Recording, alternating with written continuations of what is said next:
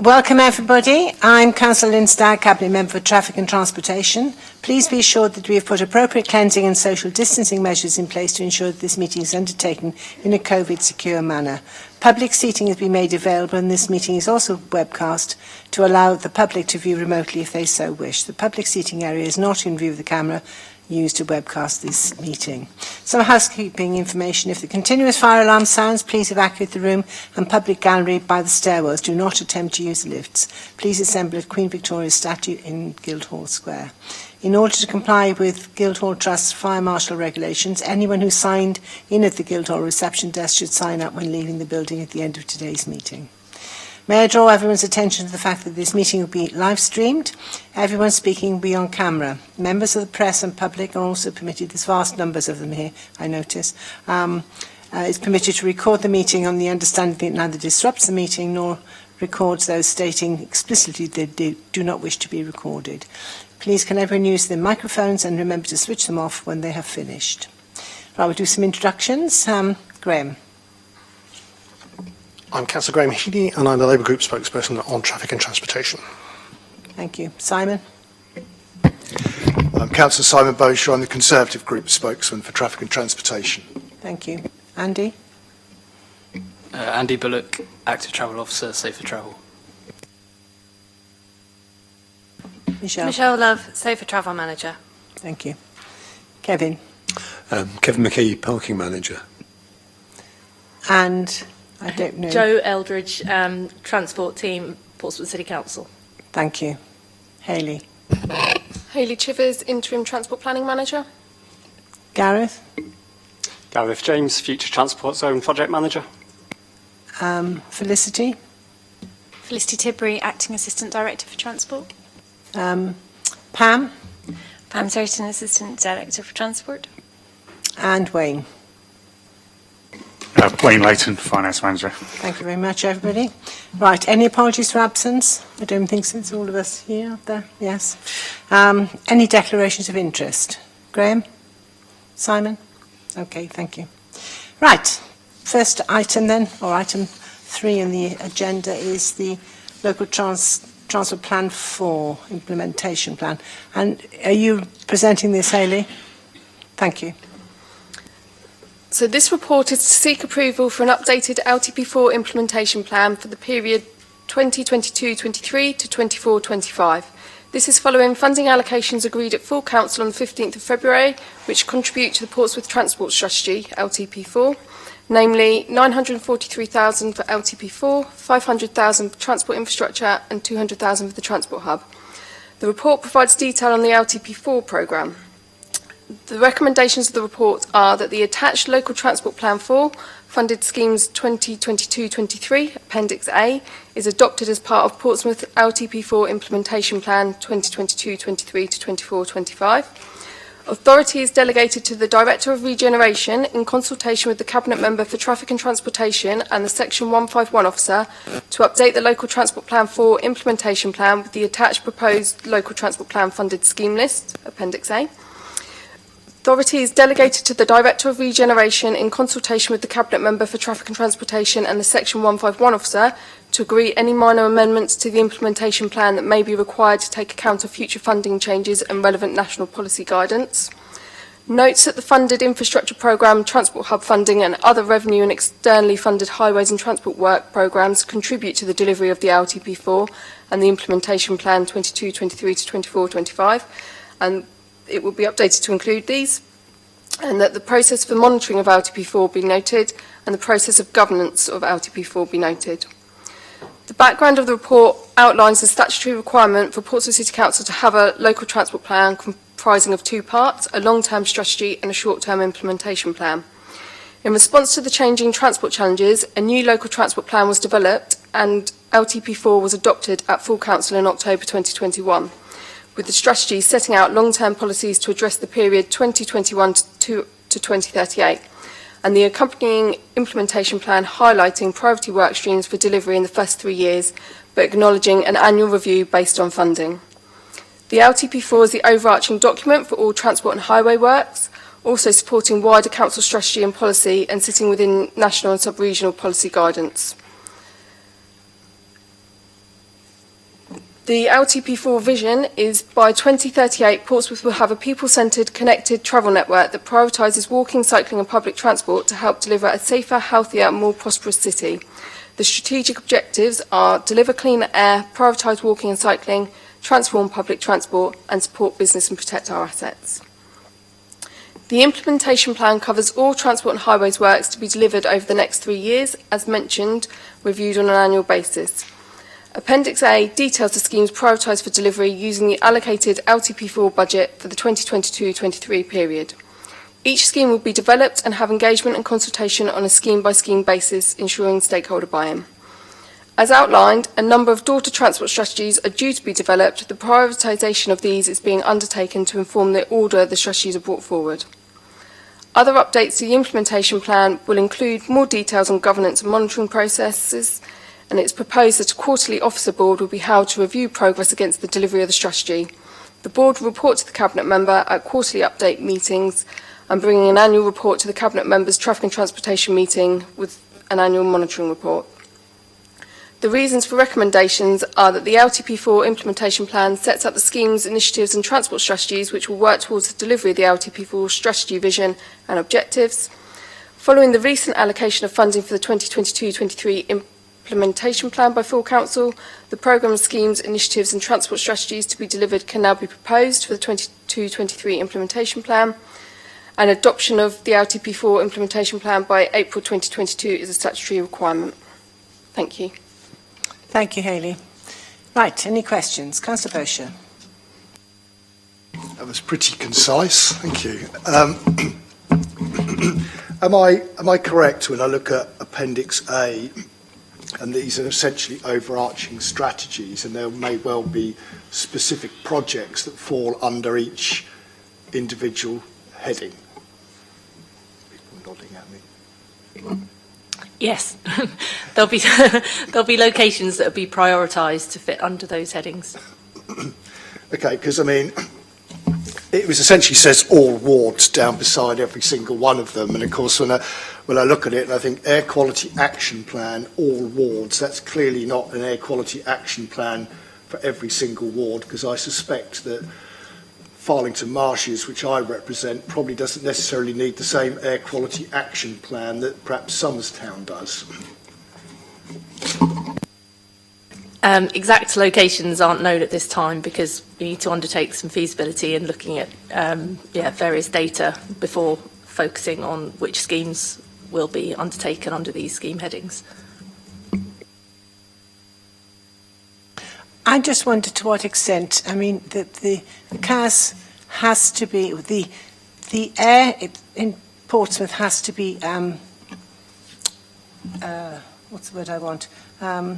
It has to be under 40 micrograms of NO2 per cubic metre right across the city before the CAS is decommissioned. So I don't know if that's anything to do with it. Does that make sense to anybody here, or am I just talking rubbish?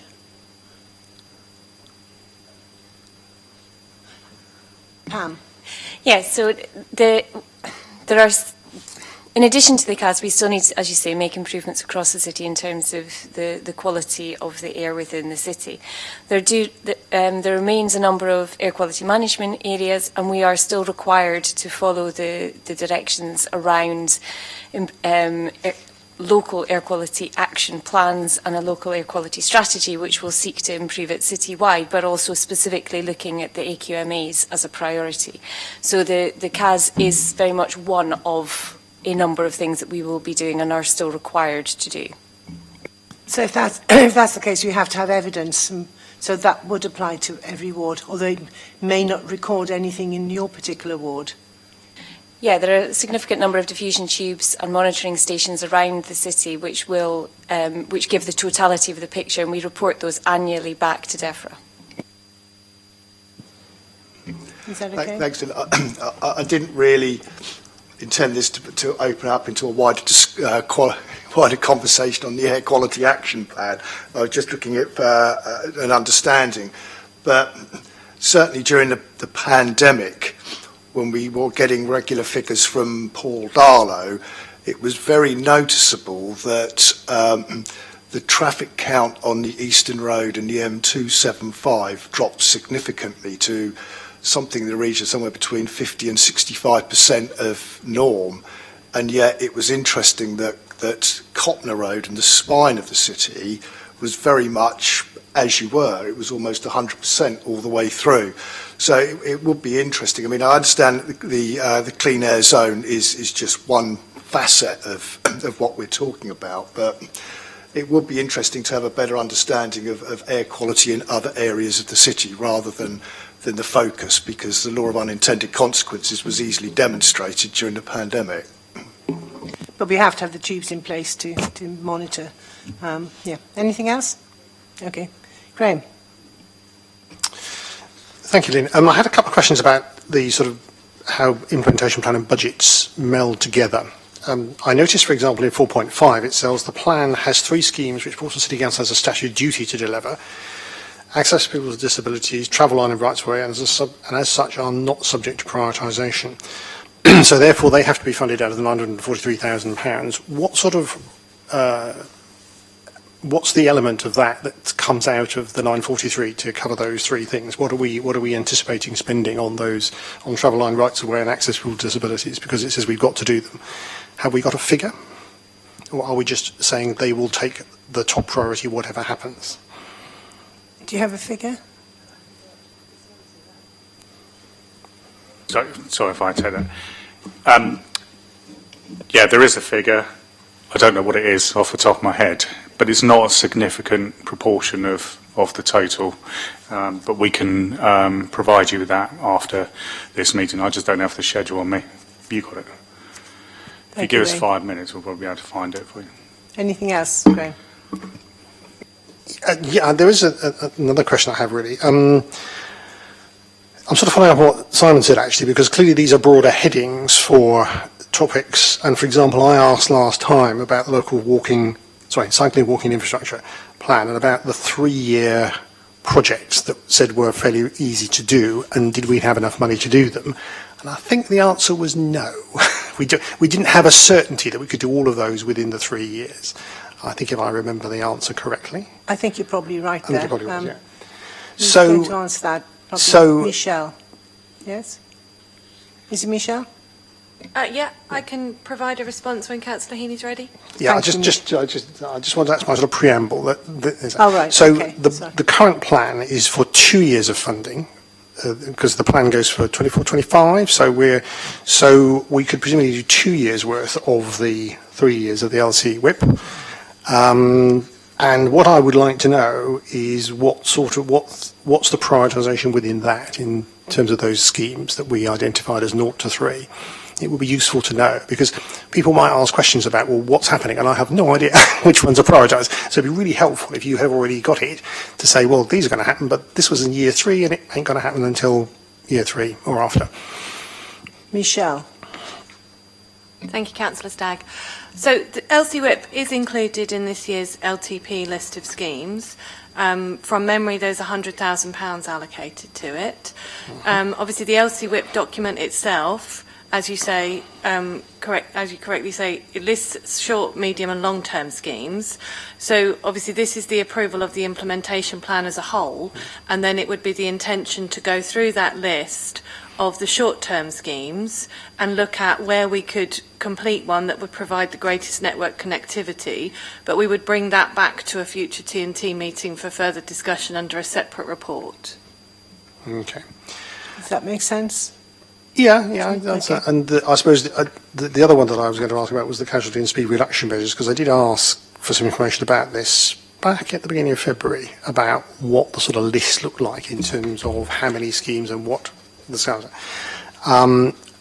And I'd be really interested to know, I still would be interested to know what that information, because I haven't received it yet, anything at all about that, just to get a sense of how much there is in the pipeline and how much we can actually realistically do. So is there the same issue with there's only a limited amount of funding going to that casualty and speed reduction measure, and have we agreed what that amount is yet? And can I have the information that I asked for back at the beginning of February on the schemes that are in the pipeline? Michelle. So the casualty and speed reduction measures budget for 21-22 came to TNT, I believe, in December or January. So that will be the that's what's in the pipeline, because that was agreed at this committee in a previous meeting. For this coming year's budget, I believe the budget is between £100,000 and £150,000. The criteria that we use is that if there are any recommendations from coroner's reports related to the fatalities that we've had in the city, they will always take priority. After that, the next stage of priority would be the highest casualty sites and the sites where we have the greatest incidences of vehicles speeding. So the V85 speed, which is the speed at which 85% or more of the drivers travel. So again, the implementation plan to get approval for the overall schemes is coming today, and we would bring back the 22-23 speed reductions budget to this committee with the exact detail of what we're intending to do this financial year later in the year. Okay. I think one of the things to remember is that with transport, so much of it depends on successful bids for money for outside. There's not a tremendous amount of money that's actually put in. I mean, even the LTP money is not ring-fenced. And so what the officers are trying to do is to have what Martin Lavers calls shovel-ready schemes, have the outline schemes, so that when there's the opportunity then to apply for funding, so that's where the prioritisation of the things comes in. If they know that we want to do this bit next, we get the schemes drafted up, if you like, and then ready to apply for funding. And that's probably the main reason why the team have been so successful in getting funding in the last year. I think I'm right in saying this, am I not? Pam is nodding wisely, so there we are. Thank you. That's fine, but I have asked for information about this, but I haven't received it, and I have asked back in February for information on this, and I haven't had a response. But we'll leave it there for the moment. Anything else, Graham? No? Okay. Anything else from you, Simon? Okay, going through the recommendations. The attached LTP for funded schemes is adopted as part of the Portsmouth LTP4 implementation plan. The authority is delegated the Director of Regeneration. Yes, I'm accepting that. The Director of Regeneration consultation with the Cabinet Member for Traffic and Transportation, and to update the local transport plan for implementation plan with the attached proposed local transport plan funded scheme list in Appendix A, which I accept, because obviously things will change, so they may have to be amended. Thirdly, authority is delegated the Director of Regeneration consultation with the Cabinet Member for Traffic and Transportation and the Section 151 officer to agree any minor amendments to the implementation plan that may be required to take account of future funding changes and relevant national policy guidance. So in other words, it's a dynamic situation. So yes, agree with that. Notes that the funded infrastructure programme, Transport Hub funding and other revenue and externally funded highways and transport work programmes contribute to the delivery of the LTP4 and the implementation plan will be updated to include these. The process for monitoring, and that is very important, that's something that officers have been working on recently in the process of governance of LTP4 noted. So I accept all of those. I think it's a really good, plan. It's a good strategy and a good plan. So pleased with that, very pleased. Right. Agenda item 4, which I think is the rent and lease scooters. Can I, I think you're going to deliver this, aren't you again, Hayley? Can I just say beforehand, I had a quick meeting just before I came here with the CEO of Voi, because we were concerned when we found out that there were some Russian shareholders, and obviously we didn't want to be seen to be supporting a regime that has done what it's done. And I think we're quite satisfied. We had input on, when was it, Tuesday, in the briefing from Voi. We were disappointed that they didn't actually let us know. They knew about this quite a while ago, and they didn't let us know. And we found out, I think it was a phone call from the Financial Times, or the times, which was a bit disappointing. So it took us a bit by surprise. Anyway, what they are doing, and I made a note of all things. There's an email coming around to all councils, because I said in Tuesday's meeting that as soon as we got information, it would go out to all councillors. They have stopped transporting scooters through Russia by train because they're made in China, and instead they're shipping them to Europe from China and bypassing Russia. They're selling their minority shares that they have in a Russian micromobility company. They've stopped selling old reconditioned e-scooters to Russia. They've confirmed that none of the Russian shareholders are on the banned list, but what they have said to them is that VOI expects them to either verbally disassociate themselves with what Russia has done, Putin has done, but they appreciate that many of them are still living in Russia, and therefore they could have a lot of problems. So they've said they have to get rid of their shares. And they're analysing all of their shareholders, even the smallest ones, to see, where they come from, and the same rules will apply to them. And finally, the scooters between 12 and 1 o'clock every day are going to have yellow and blue lights on them, and the money that comes from hiring those scooters in that hour every day goes to the relief efforts for Ukraine. So I think they're doing everything they possibly can. They were on it very, very quickly as soon as they realised. It's just a pity they didn't tell us as quickly, but there we are. I don't know if anybody wants to ask any questions about that? No? No? Okay. So, Hayley, can you present the report, please? Thank you. Thanks.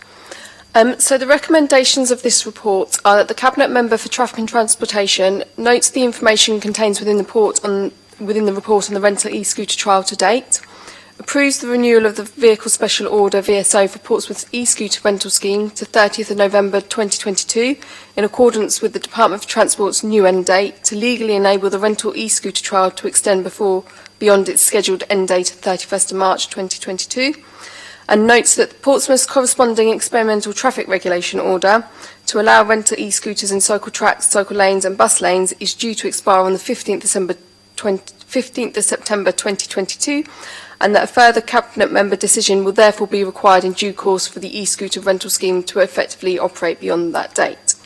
The report includes key statistics from the first year of operation and details results of the third survey undertaken. The reasons for the recommendations are that the trial has enabled e-scooters to be introduced in a controlled and safe manner from which we can provide evidence as to their suitability as a transport mode in Portsmouth. This evidence will inform the DFT's evaluation process as it considers whether to legalise e-scooters for the longer term following the trials. The trial supports the ambitions of Portsmouth's adopted transport strategy, particularly Policy C, and the Council's most recent survey indicated that 60% of VOI e-scooter trips would have otherwise been made by car or taxi.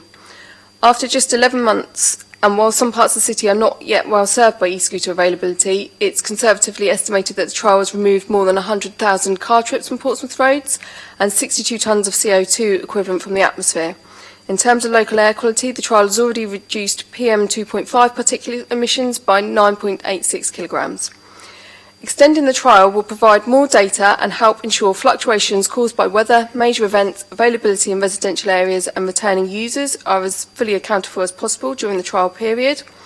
Extending the trial will allow further evidence collection during a period of reopening following the COVID-19 lockdowns, which is more representative of how people are likely to travel around the city in the future.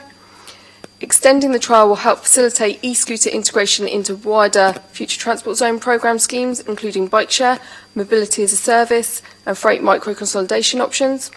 It's currently anticipated that mobility as a service will be launched this spring and bike share this summer.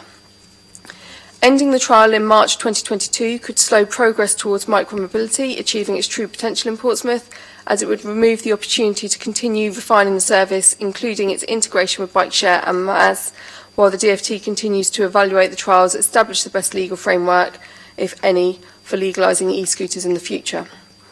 Extending the trial would facilitate the ongoing independent data validation commissioned by Solent Transport, which would improve the evidence base and help inform subsequent decisions to be taken about e-scooters at local and national level. Thank you. Thank you, Hayley. Councillor Heaney, any questions or comments? Yes, thank you, Lynn. Just wanted to ask a question about the extending the TRO, experimental TRO. I presume is that just a timing issue in that we couldn't get it done today because obviously it doesn't expire till September. I'm assuming you might bring it forward in June or July. Is that the intention? Kevin? Oh, sorry. Yeah, experimental traffic regulation orders run for 18 months. So R1, because the trial started in March, R1 expires in September. So the plan will be that we'll bring a report back in the summer in advance of that to find a way forward with a permanent TRO or whatever the answer may be to allow the trial to continue at that point. Oh, so we can't just extend it for 3 months? I don't know, what are the rules about ETROs? You can stop them before the end of 18 months, can't you? But they can't go beyond 18 months. Yeah, that's right. Yes, that's right. Right. Okay. We'll come back to that one later. Anything else? Do you have further questions? Yeah. I was looking at the accident statistics here, and obviously the overall number seems quite large, but it does appear that quite a few of them are what we could describe as damage only or slight. Damage only, do we know if that's damage by riders, i.e. because they've had a collision or they've bumped the pavement or whatever, or are we getting any vandalism of the ones left in the parks?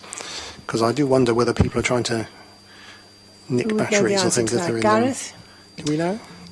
Yeah, I can tell you that the most common damage only among those 79 is actually to mobile phones, which I just saw that the new scooter that they've released has a better mobile phone holder to sort of reduce that. So I don't think it's down so much to vandalism. I'd need to look through all the figures to give you a number for vandalism, but it's mostly the sort of more minor things such as a mobile phone being dropped while scooting. Right, so it's not a damage to the scooter, it's damage to the mobile phone. The serious accidents one obviously is the one I was looking at, and I get the impression from the report that we don't really know enough about the detail of those to be able to make any strong conclusions, because you're talking about It's my obtaining main information bone of of police, contention. I keep asking them for clarification. Gareth, Yeah. you Yeah, sure. So Solent Transport have got a piece of work which is ongoing to try to get a better grasp of exactly how many serious and slight injury accidents there are. So the numbers are to be reported just as in the last extension decision that you had was they're the ones that are reported by users to VOI, and then VOI report them onto us. So VOI, as they're required to do, and as all the scooter operators are required to do, they try to use the Department for Transport definitions, but of course they are themselves open somewhat to interpretation. So for the list of serious accidents, those 19 that are mentioned, some of them we would suggest could have been put in the slight category. They're certainly at the lower end of serious. But beyond that, you can see that there's about 100 slight and serious accidents together, overwhelmingly slight, 78 slight and then 19 serious. And then data that we've got from the Hampshire Police for the same period suggests that there's potentially about a tenth of that's actually police recorded injuries. It's in the region of 10 versus the 100 on the scooter operators. But even that isn't reliable, because that is data which has not yet gone through the validation system before being put on the National Accident Database. And that National Accident Database doesn't actually have e-scooter as a category, so it makes it very hard at the moment to draw comparisons with other modes in terms of accident rates. But what we're hoping is that by the time we come back with that future decision to be made, is that again we'll have more and better information to help inform the ongoing decisions around that. I suppose the reason why it's important is we want to try and identify whether things that can actually be done to reduce the accident levels or whether it's something that is due to human error, which we can't do anything about. And I suppose that's the question, is it something that we can do something about, or is it just pure human error that we can't? So if we can get some information about that, that would be really, really helpful. I asked my colleagues, actually, if they had any questions or observations on this, because I knew the report was coming up, so I sent a copy to them. I copied them on Monday about this, and I've had two of my colleagues come back and ask some questions. So I'll do it on their behalf because they're not here. They sent me their replies. One of my colleagues, Councillor Coles, he uses it regularly, but he said when there is misuse, he said, you can report directly to VOI. He said, however, I found this to be difficult to locate on the VOI website, and I haven't found a link on the council website. So he's basically saying if you see somebody misbehaving, which you can report, he says it's quite difficult to locate on the VOI website where you do that, and also there doesn't appear to be anything on the council website which you can do that. So he made that observation. My colleague, Councillor Gerardo, also raised the issue about what could be done to make the public aware of the ability to report dangerous scooting. Now, I recognise that obviously this is not only boy scooters, but and in private as well, but of course my colleagues do know, and I always tell people make sure you look for the number if you can, even part of the number. But it's a bit of a problem. But those are the two comments that I got back about the reporting of incidents. So I just wanted to, because we have raised this before, and I don't know how much further forward we are in getting the ability of VOI to be able to allow the public to report those concerns when they have them, and whether in fact the council will in fact forward those if we have a facility for doing that. We do keep asking, well I keep asking for more detailed information, and it's not that forthcoming, I must admit. I don't know that they're hiding anything, but I don't think it's in their system. Maybe I'm wrong, I don't know. What do you think, Gareth? Yeah, exactly that. I like Councillor Stagg, I feel like a broken record because I think I was asked this last time as well. We are disappointed that at the moment the publicly reported incidents aren't being fed into the kind of the overall data set. But all I do is reiterate, what I said last time, which is that when we do get those, because they do provide them manually when we ask, it is a small fraction of the number that's actually been reported by the VOI ambassadors. It's sort of a handful a month at most. So I think the bigger issue is what I think what you mentioned about actually making sure that the members of the public know the best way to report it. It's not that VOI is sitting on a lot of these reports and we're not having them shared with us. So we're certainly always looking to find better ways to communicate. It is on the website, but I think we need to always find better ways to try to get that information out there. So always open to suggestions on that as well. Thank you. Well, I wonder if it's impossible for us to have a facility to feed these inquiries through if we get them, say, through the help desk or whatever, or people don't know who to contact in VOI because they don't know where to find them. Obviously, we've got to be clear that when they're being asked about it, that it is a VOI scooter, because they may misunderstand it, but it would be helpful if we could do that. Is it report@voi.com? It's quite simple actually to do. Yeah. Okay, well, but I don't know that is out. Is it out in general public? It is. Yeah, right. It's on their website. I don't know if it's actually report@voi.com, but if you go onto a search engine of your choice and type in report@voi, then it will certainly take you there, or you can go on the VOI website and it's easily signposted. They did update it quite recently, so it may be that colleagues that have raised that has been a bit difficult to find. If they go back now, it might be a little bit clearer. I hope so. Well, one thing I've been asking for is how many of the reports are coming from the public as opposed to their ambassadors, because quite a few people have said they get a standard letter, or email back, and we're still pressing for that, aren't we? Because I don't know if they act in it, because they have got quite a good system that if you're caught doing something which you shouldn't be doing, like running on the pavement, by ambassadors, you get banned for 7 days.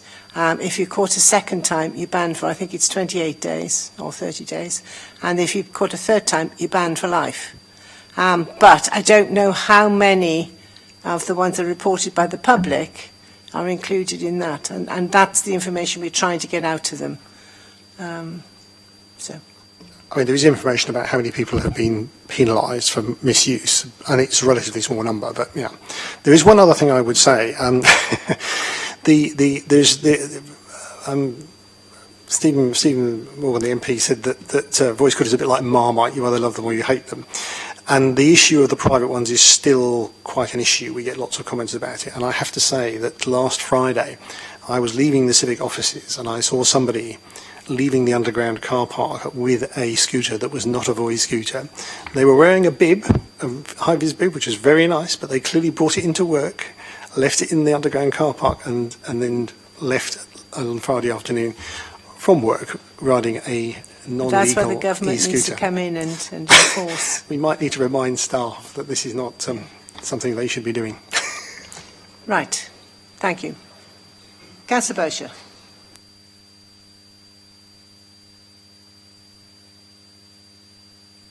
Thank you, Lynn. Yeah, we can also report vehicles that are speeding around with Portsmouth City Council logos on them. It depends how close you go and how deep you go into it, I guess. I mean, I've been a supporter of this from day one. I think it's the right thing to do, and extending the scheme is the right thing to do because you're going to get it for another summer month period of time. So I think we're looking at it the right way. I've got a couple of questions which in the key statistics, and the majority of those there are voice statistics. They're easily collectible. But litres of gasoline not burnt. Well, I'm sure that's an Americanism there in the first instance. But how on earth do they work it right out down to the last single litre? That's the first one that I've got. And I'll give you an example, because I've used the scooters a couple of times, but actually I've used them on the seafront. So I've actually driven down to the seafront to use a scooter, and I wouldn't argue that I've actually saved much in the way of gasoline, shall we say, when I've actually used it. And I would imagine that the majority of the scooters that are actually used are probably in that seafront area, particularly when the weather's nice. And I would imagine that quite a few people have used public transport, taxis, or their own vehicles to get down there to use them in the first place. So I'm trying to get my brain around how they've actually worked that figure out, because I think there's a degree of irrelevance there. I think they're trying to claim something there that can't actually be proved. I always welcome questions about the sort of the environmental impact of the scheme. I think it's one of the most important indicators as to whether it's a success or not. The litres of gasoline not burned, I think I already mentioned to them that they might want to sort of reduce the Americanisms in that, but in terms of the more substantive point about its accuracy, I think, and I haven't looked at that specific measure as closely as I've looked at the carbon dioxide equivalent saved one, but I think it's coming from the same thing, which is mode shift. Right? They use their surveys, their summer survey, which had, from memory, I think it was 43% or thereabouts mode shift from car or taxi, mostly from car, some from taxi. And that then our subsequent survey that we did late summer, Portsmouth City Council had a higher mode shift. It was, came out at 56% with a bigger sample size. More recently, you'll know it's in the appendices that our most recent survey, the winter one, had a mode shift figure of 60% in Portsmouth, which was also with a good sample size, and that's fantastic and kind of reinforced that the earlier survey wasn't a fluke. Now, we also know, just this week, we were told the sort of the headline findings, or a couple of sneak preview of the headline findings from Voi's latest survey, which again does show that mode shift going up slightly. So we'll be able to share that very, very soon. So I think that while, of course, there are trips that are made, which could have been made by bus or walks or so forth, what we're finding in Portsmouth, which is part of what's contributing to those really encouraging figures, is that there are a lot of people who would have driven or been in a car and are now on an e-scooter. So that is the overriding reason for that. Thank you.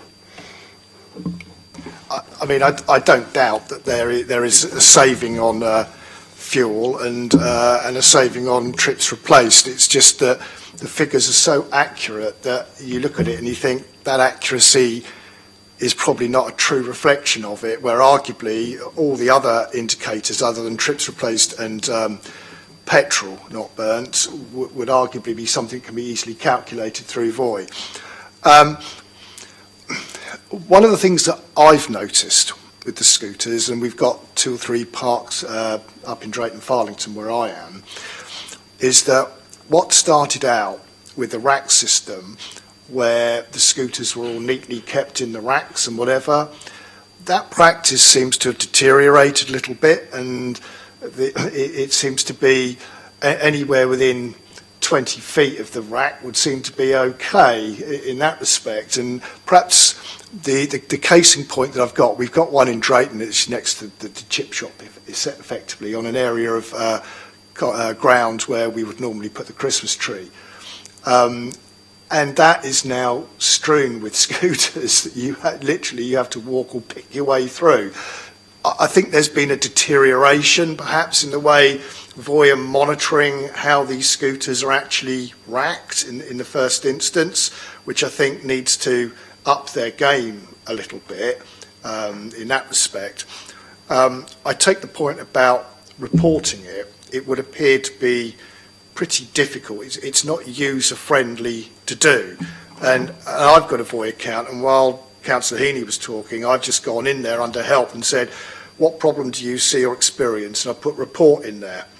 And it's, I want to report a billing issue, I want to report a wrongly parked scooter, I want to report an issue with a scooter. There's no means in there that gives you the opportunity through their app to even report it. And maybe, and I don't know how easy it is that we've got a very good My Portsmouth app with Report It on there that probably a lot of people do have. I certainly have it, and I know a lot of people in my area use that and for Report It, because you can report all sorts of things in there. People have the perception that it's not VOI scooters, it's Portsmouth City Council. And it might be that there is an opportunity through the My Portsmouth app to have a reporting function, because I would suspect that more people are going to have that on their phone rather than a VOI scooter one, or indeed having to go into a search engine and type everything out.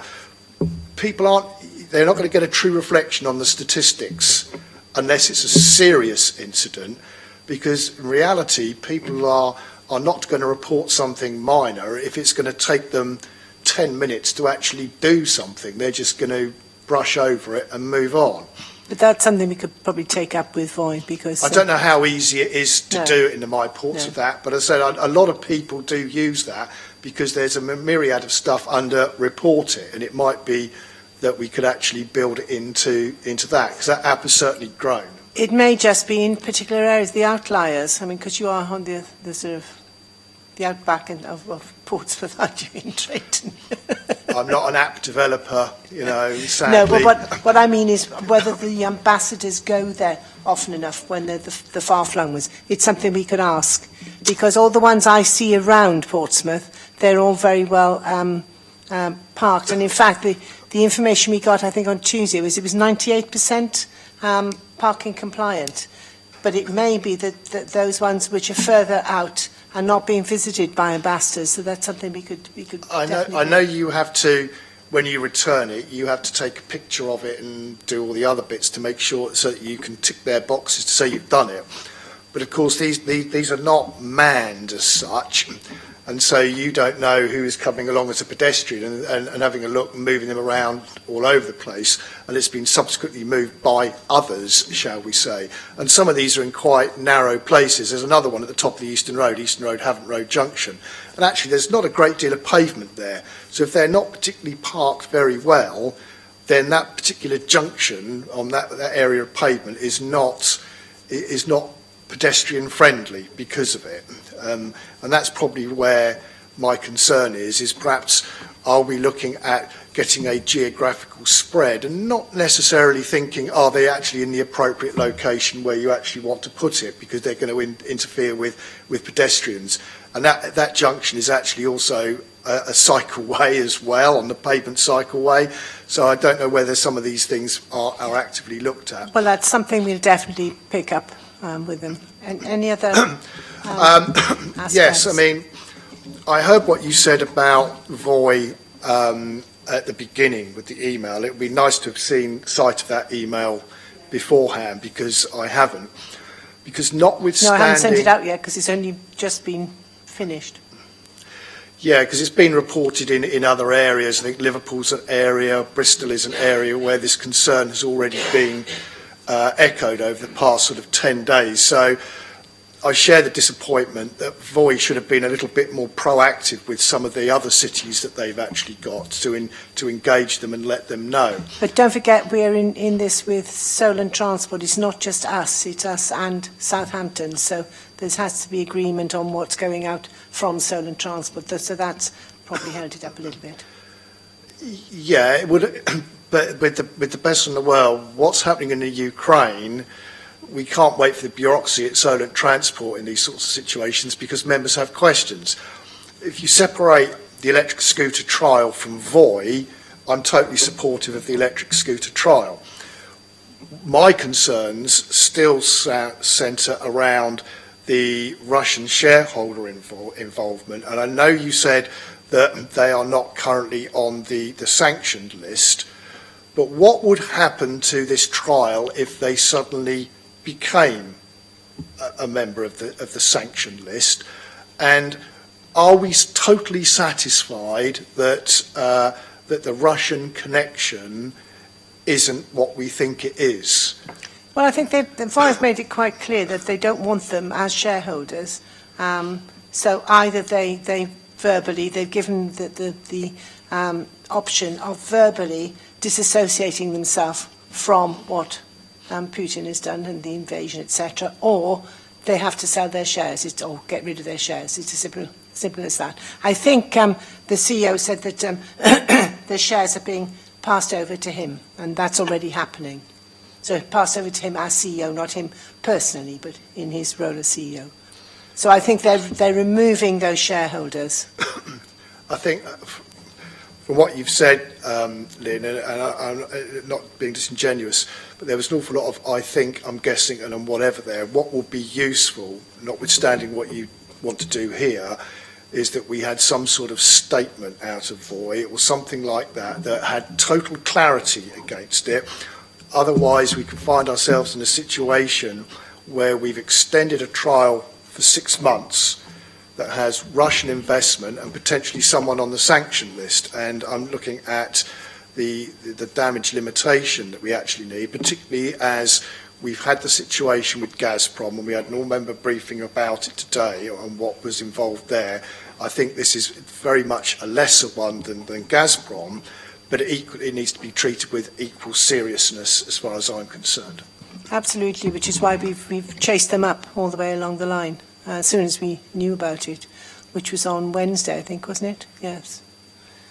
And I think they're going to put out a statement. I'm not 100% certain about that, but I mean, I'd asked to speak to somebody, and this is why I had it was only a quick meeting, less than 10 minutes with the CEO, and I asked him all the relevant questions, and I think that they're still investigating, because they said, as he said, they're going through all their shareholders to see if there's any links with anybody else with the Russians, and it's the same rules apply to them. So they don't want the Russians involved at all,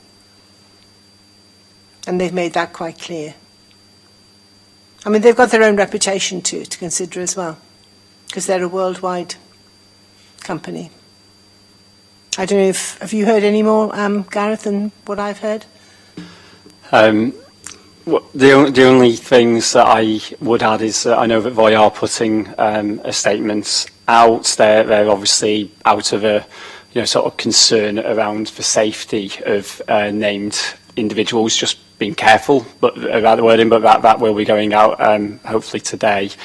And the only other thing is just really to reinforce something that Councillor Stagg just said, which is that they've made clear that aside from their own sort of organisational sort of moral imperative to be doing the right thing, which seems sincere, the overriding concerns of their users, their customers, would be on the side of Ukraine in this as well, and that they want to be very much be seen to be doing the right thing by their customers in the cities around the world. That's all. Thank you. Could I ask, Lynn, I mean, obviously it's not related to the decision you've got to make, but when we get that statement from Voi, that it is circulated to all members of the City Council, Absolutely, so that there is complete clarity? Yes, absolutely. Yeah. Right, Graham. I'm just conscious of time. And I forgot to ask one question from my colleague Tom, who was saying that he was concerned about the lack of racks in the North End shops. He said the nearest one is 5 to 10 minute walk away next to the Port multi-storey, and the other opposite the Mother Shipton in Stamshaw. And I wondered if there was any likelihood of extra racks in the North End area. Are there 15 more racks going in, Gareth? So we're about, I think we've still got almost 2 weeks to go on the consultation period for those 15 racks. One would expect that most of them will go in, but of course we'll, once the consultation period is closed, we'll pull together any concerns that have been raised and have a close look at them before making recommendations about which ones to take forward to installation. Thank you. Thank you. Well, on the basis that we are going to publish any statement from Voi, I'm more than happy to go ahead with agreeing to the extension of the trial, because if we get some decent data through that can then be applied to the private scooters, we could be in an advantageous position. But I think on the basis that if anything untoward happens, we have got the ability to pull out. And I think, contractually, I don't know the legal bit about this, but what do you think, Hayley? Yeah, we've taken advice from our legal team, and I think if anyone becomes on the sanction list, then that will give us break clauses, as far as I understand. I think that should satisfy the majority of people. So I'm happy to go along with the recommendations. Right, agenda item 5, the third, the third paper. And that, I think, is you, Kevin, isn't it? Yes, it is. Thank you, Councillor Stagg. This report reports on the consultation on TRO 102, which had a number of proposals, 2 of which received comments from the public and objections. The first area to receive an objection was a proposal for 21 metres of double yellow line across the entrance to an area of private parking on Althorpe Drive. The objection is about the loss of parking that the double yellow lines would introduce. There was one representation also in favour of the proposal, and I think the concern and the reason it was proposed to have double yellow line was that cars parking up to the entrance block the sight lines. So we're recommending that that's implemented. The second area which received an objection was a proposal to extend the times of a loading bay in Chasewater Avenue from 9 a.m. which currently has 9 a.m. to 11 a.m. and extend that to 9 a.m. to 1 p.m. So from a 2-hour window to a 4-hour window for the deliveries, because it is quite hard to organise deliveries that go around a large area into a 2-hour window. There's objections from 2 people, and they seem to centre more on the fact that they don't think it's an appropriate place for delivery vehicles. And the problem that's happening at the moment is if delivery vehicles arrive outside that window, there is nowhere for them to pull in, and they block the road. So we're recommending extending that, and correspondingly that reduces the time that limited waiting parking is available in that parking place. So that's our recommendation. Thank you, Kevin. Simon. I'm not personally totally familiar with the areas that we're actually talking about, so it's difficult to comment. But I think when we had our briefing, I talked in terms of the loading bay and extending it by a couple of hours.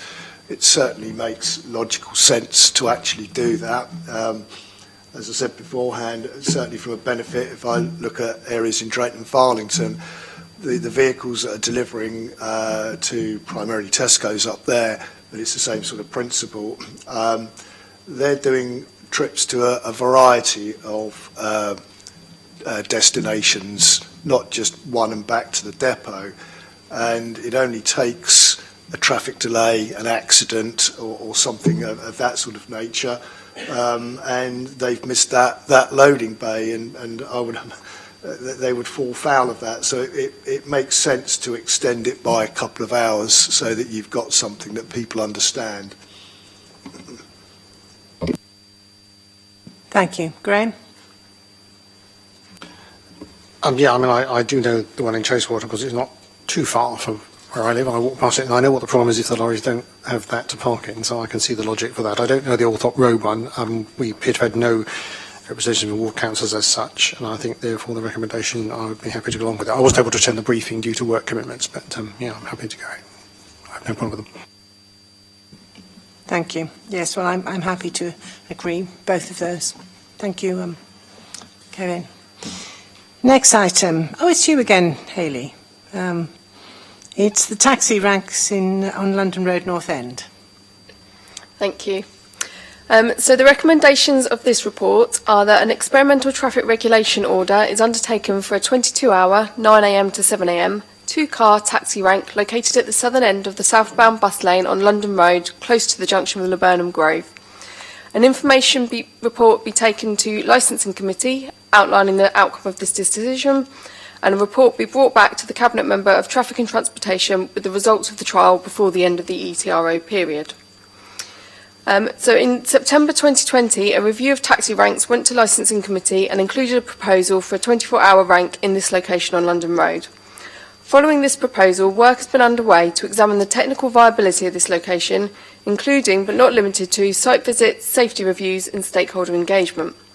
During engagement, the bus operators highlighted the importance in utilising the bus lane to pass traffic queuing in the main carriageway to turn right into Derby Road, particularly during the morning peak period.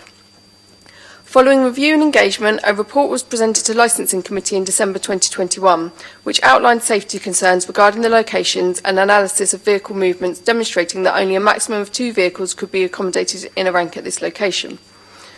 The safety concerns identified were that London Road is the highest casualty route in Portsmouth and also the highest cycle casualty route in the city. There have been 3 personal injury collisions at this junction in the 3-year period from the 1st of February 2018 to the 31st of January 2021. The first is a car turning right from Laburnum Grove onto London Road, colliding with a pedestrian crossing the road. Second is a taxi turning left onto Laburnum Grove from London Road, colliding with a pedal cyclist travelling southbound on the near side. And the third being a car turning left into London Road from Derby Road, colliding with a pedestrian crossing Derby Road. And then buses exiting the bus lane past ranking vehicles would need wide turning movements and could cause northbound traffic to realign their path, in turn risking safety of cycle lane users and also potentially pedestrians crossing Derby Road. Cyclists and rental e-scooters also use the bus lanes, therefore any changes would also need to consider the actual and perceived safety of these users, who would have to navigate around stationary vehicles into live traffic at a point where general traffic would not expect them to. This may also add the risk of taxi car doors opening onto them and make them vulnerable to taxis and buses pulling out. The presence of stationary taxis would reduce visibility for vehicles joining London Road from Laburnum Grove, And the presence of stationary vehicles would also reduce visibility for pedestrians crossing the junction of Laburnum Grove to see traffic turning into the road. This road would need to be crossed for any passengers arriving at the rank from the south. At Licensing Committee in December 2021, it was agreed that following these concerns, an independent road safety audit be undertaken. This has now been completed in early 2022, as appended, and did not outline any safety concerns with the proposed taxi rank. It's recognised that this is an important location for the taxi trade to have a taxi rank, particularly following the removal of the Derby Road taxi rank. Alternative locations have been investigated, but no feasible alternatives have been identified, and the engagement with the trade outlines the proposal as the preferred location. It's therefore proposed that a 22-hour two-car rank be taken forward through an ETRO, which can be accompanied by close monitoring. It should also be noted that the existing 7 p.m. to 7 a.m. evening four-car rank will remain in situ during this trial. The reasons for recommendations are that it's acknowledged as an important location to be served by a daytime taxi rank. By implementing the rank on a trial basis, we will be able to closely monitor how the rank operates and interact with the surrounding traffic network, including any safety issues which arise, any delays to bus services, any conflict between the rank and bus lane use, e.g. through overranking, and through stakeholder feedback. The area close to London Road, Somerton Avenue roundabout is known to have a casualty issue, and with this trial in place for up to 18 months, we can ensure that any wider schemes being brought forward for the area consider permanent changes to the taxi rank within the designs. Thank you. Thank you, Hayley. I think it's a sensible move, and I personally think that the 22-hour rather than the 24-hour is the right thing, because that road is a very busy road between 7 o'clock in the morning and 9 o'clock with buses, and let's face it, it's bus lanes, and they really need to have priority. So I think it's a happy compromise. That's my personal view. I think that taxis do need somewhere there, because it's having removed the one from Derby Road, but I think it's a happy compromise. But that's just my personal view. Councillor Heaney. Yeah, thank you. Just looking at the two together, they obviously have two different timings. One comes from 7 p.m. to 7 a.m., so it's an overnight taxi rank, effectively, and the one in the new added one, is going to be for a much longer period. And is it a direct replacement for what was in Derby Road in respect to the number of taxis that could be accommodated in the timings? Hayley? Did you hear that question? Yeah, I believe Derby Road did have more than two cars, but the I think it was 4, wasn't it? Yeah, I think it was 4. The swept path analysis shows that we cannot accommodate more than 2 at the end of the bus lane and allow the buses to exit after the Derby Road junction. Oh, I see, because I was looking at that sort of patch in the middle there between the two ranks. What sort of parking is there? There's no parking there, presumably. Is that right? Yeah, that's correct. Yeah. That's just bus lane. So the concern is buses coming out of Derby Road and going south would be turning towards the taxi rank. Is that the concern that you were saying about? The bus operator's concern is that buses travelling southbound along London Road, if they had to exit the bus lane before they passed the Derby Road junction, they would get stuck in the queue of traffic waiting to turn right into Derby Road. It's other traffic going south along London Road, turning right into Derby Road that could block the buses.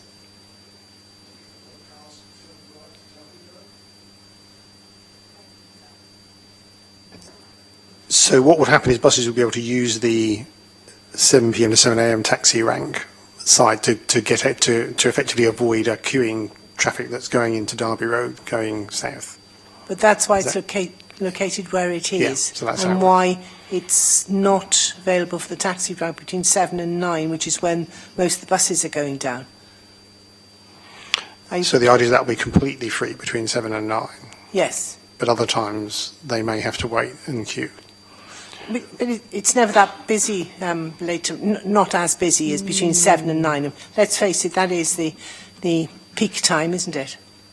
Well, I don't know about that. Having driven down that road at different times of the day, it can be quite busy at all times of the day. I suppose because this is an experimental TRO, it will give us a chance to test this out and see what the actual impact is. I suppose that is. Yeah, that's right. Yes. So yes. if it does cause a problem for the buses, Yes. we will become aware of it. And the bus drivers will let us know.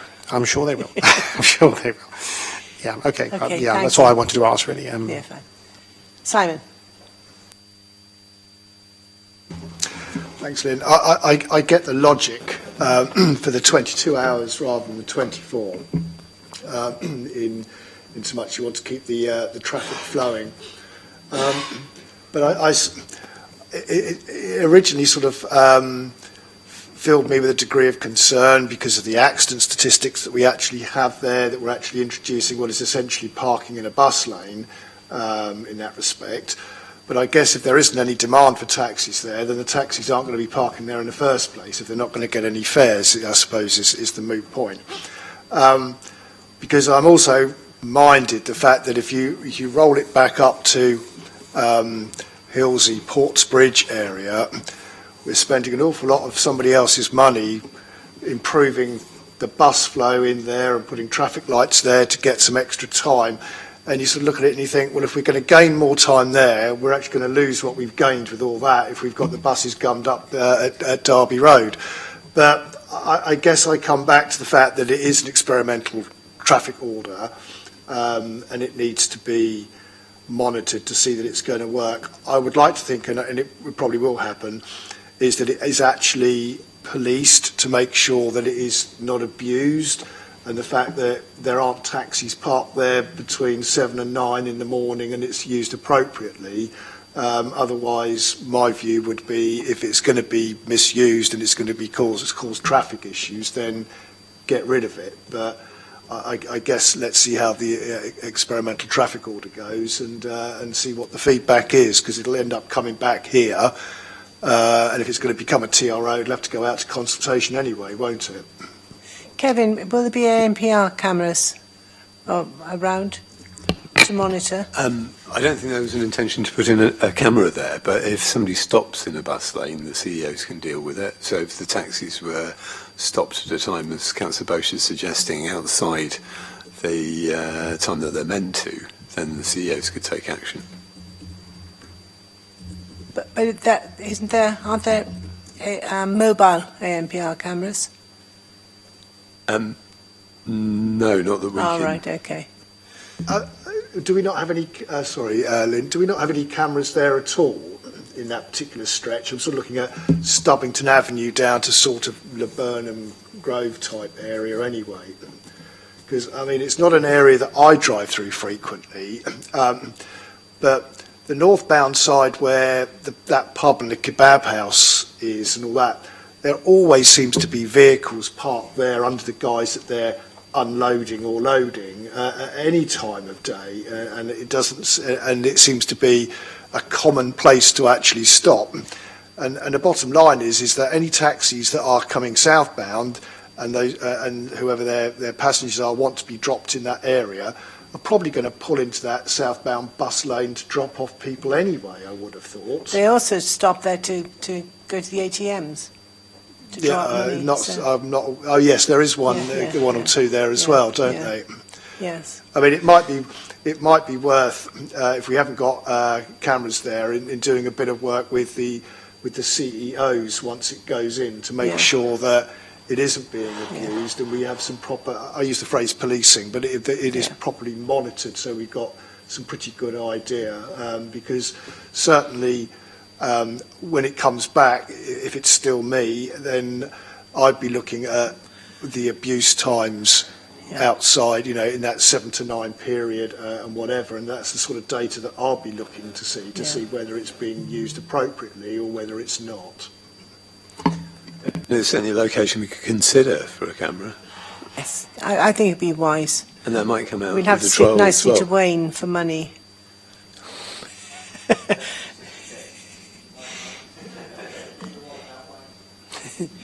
I've underlined it's an experimental traffic regulation order, so it can be pulled if it doesn't work, then it's removed and it's well, it's not just taxi drivers, is it, but other people as well. So, yes, I'm happy to agree it, and that it, the information obviously has to be taken to the licensing committee, and then we have a report back. Have we set a date for that before the end of the ETRO? Well, that's 18 months, isn't it? I think we need to set an earlier date than that. But that's something we can perhaps work out outside of this meeting.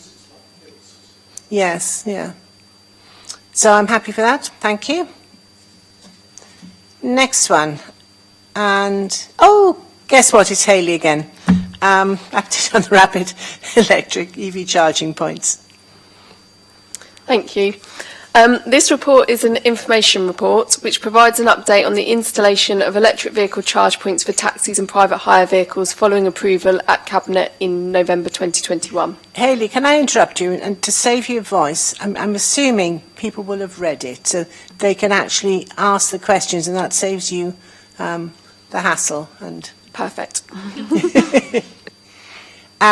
Simon. Thanks, Lynn. This is about extending it out, and I've not got any significant issues with the electric vehicle rollout. As I said at the briefing,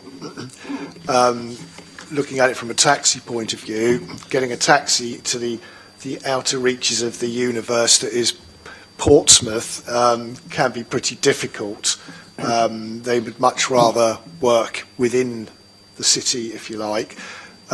So we do need some more facilities for, certainly for taxi points in the north of the city, Cossam, not necessarily Drayton, but somewhere in the Cossam area that will serve that. And also the bus services out of Paulsgrove aren't the greatest, so there may well be opportunities in sort of the Alloway Avenue type area to do that sort of work as well. These are essentially for taxis more Sorry? These are essentially for taxis more than anybody Yeah, that's else. what I'm talking about. Okay. That's what I'm talking about. So that they are there. Certainly, you do get a lot of taxis because you've got, I don't know if it's still open, that bingo hall in the top of Cossam High Street that tend to hover in that sort of Paulsgrove and Cossam Wimmering area. And if we're going to promote electric taxis, then we're going to have that infrastructure up more in the north of the city. So even though I'm getting where you're coming at with this report, I hope the focus will look more to providing that sort of infrastructure going forward in the north of the city so that we can support that, and those taxi drivers could then feel a bit more comfortable about coming off the island. Thank you. Graham. Yeah, I'm happy to agree. It's not a problem. I'm happy to see those extended. Right. Thank you. Noted. Thank you for the work being done on that. Now, who's going to do the next one? I've got a new name here. This is the CERT Walk 80 and Route 801 and East-West Active Travel Corridor phase. Is that you, Andy? I thought it must be.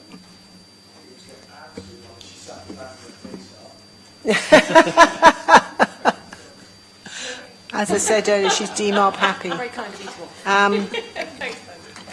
all. Can we assume that people have read and just want to ask questions?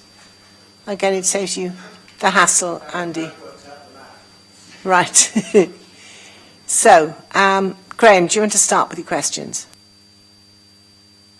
I mean, broadly, I don't have a lot of questions about this. I mean, I've had a chance to look at the map. I'm a bit clear about the routes now. I mean, this, I suppose, will be interesting when we come back with the detailed designs in June, with seeing how it actually looks, and then people might have some specifics about what's proposed and how it looks. So I think at the moment, I'm obviously happy to see the work Hayley. progressing on it. So I think I might leave it to questions today.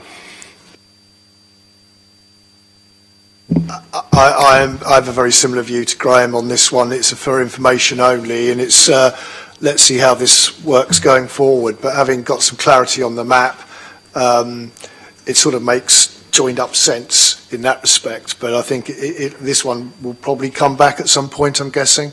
Yeah. Thank you, Kevin. Yes, and the officers are creating these maps which you know sort of will show the progress so that you can see the network developing. Do you understand what I mean? So, you're happy? So you've waited all this time, Andy, and I'm so sorry.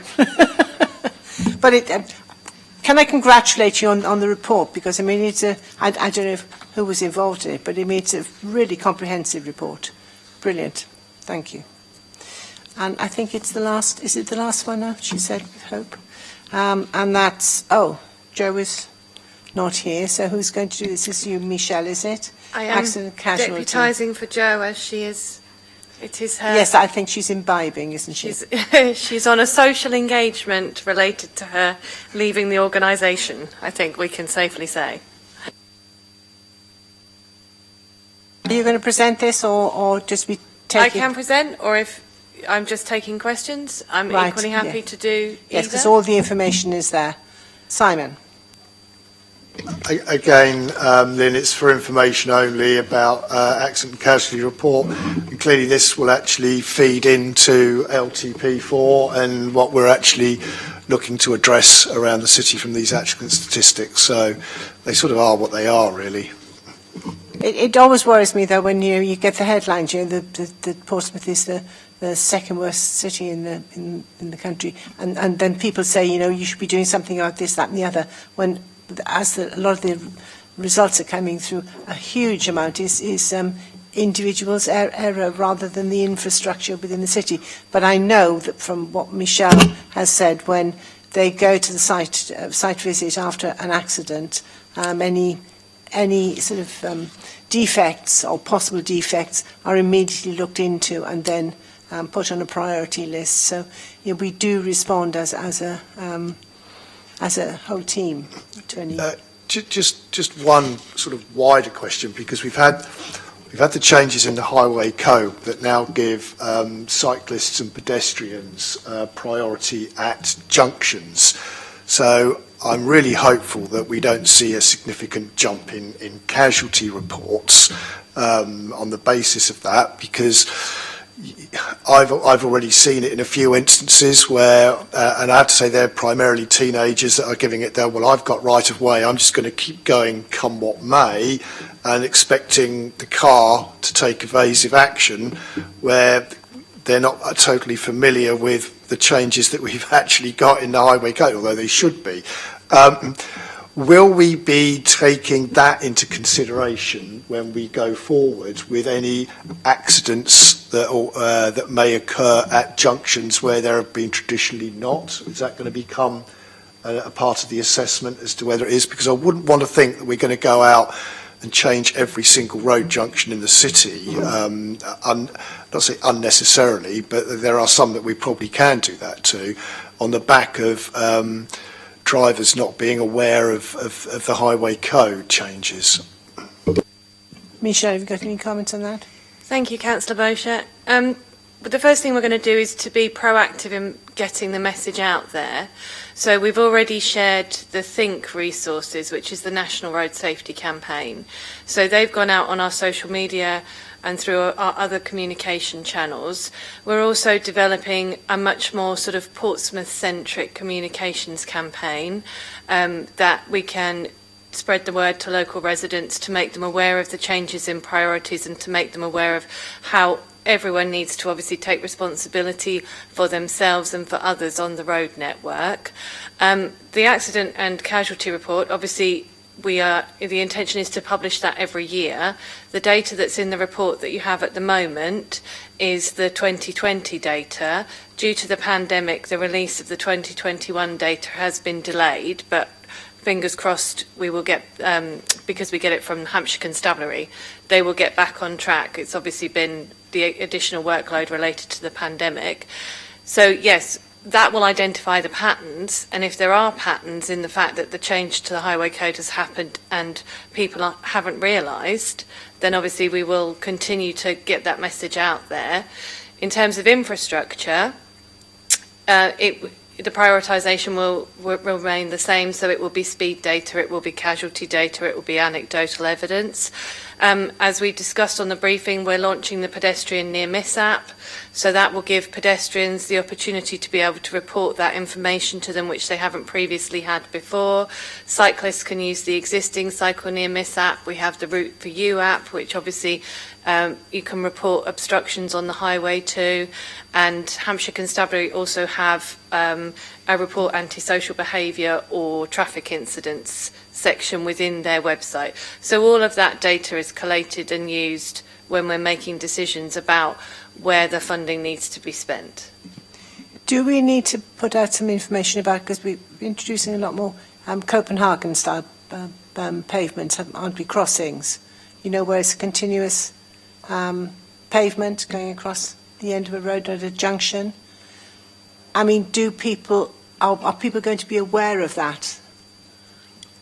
We would certainly do corresponding communication with the public, so whether it be through social media, press releases, right, okay. Whenever each new scheme comes to the point where it's going to be used by the public, we would make sure that the appropriate message got out there, yes. Because theoretically that should help, shouldn't it? The pedestrians have priority at junctions as long as the drivers are aware.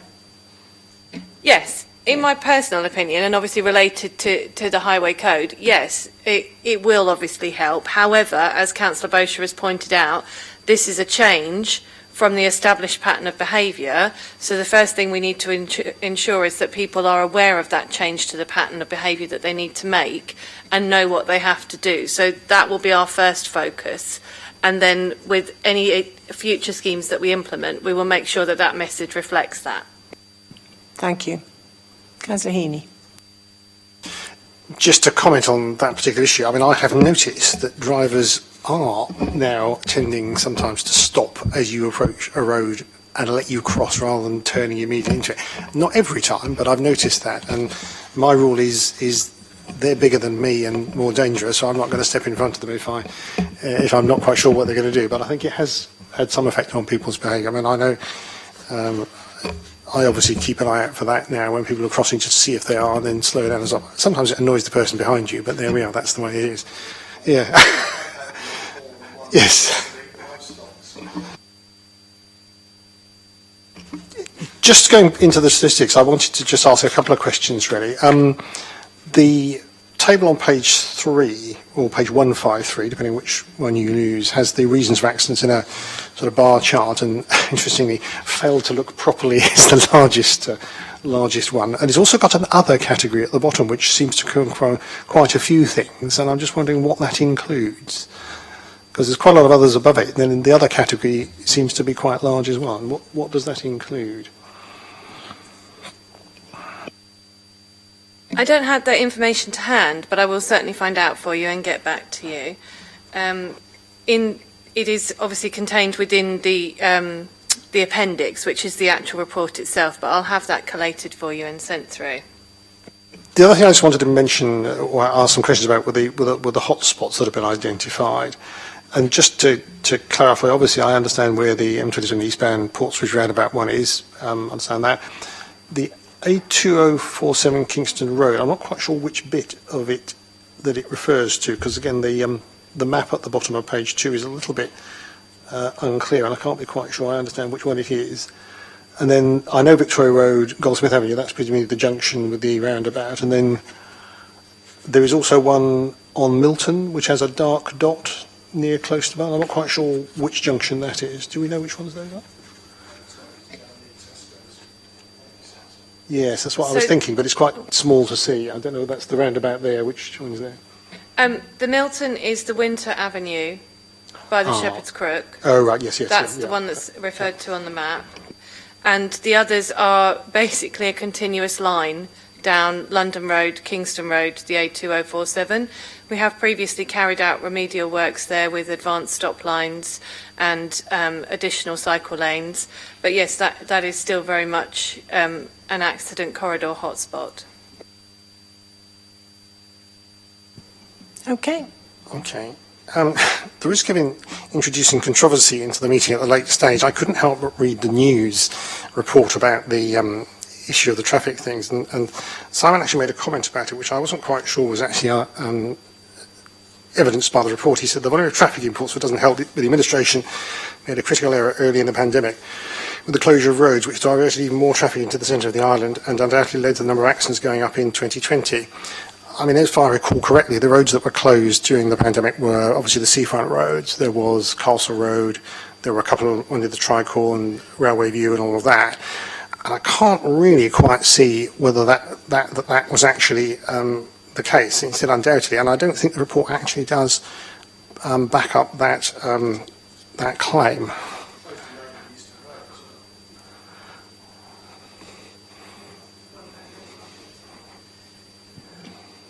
Anyway, I don't think the report does actually back that up, and Well, perhaps we can pick that up and run with it at some future point. We can certainly provide a response.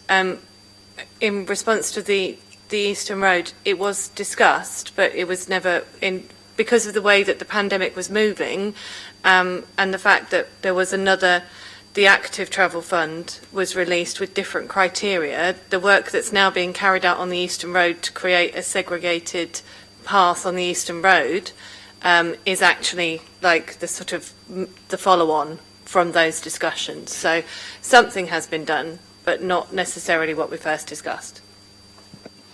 Okay, thank you very much. Before we all go, this is Pam's last meeting, and I know she's DMOB happy, but we're going to miss you, because you've been really brilliant as Director of Transport, and really put transport, it's going in the right direction. It's coordinating it, and it's forward-looking, forward-thinking, forward-planning, and that's due to your leadership. So I'm not saying that nobody else, because I mean there's a load of other people as well who are backing you up and supporting you all the way along the line. So we're going to miss you, and good luck in your new job, and come back. No, it would be sad to see you go. You're not the only one going as well, because Joby just going to see Joe off as well. So, and then Hayley Trower later. So, but thank you for all that you've done. Thank you, everybody.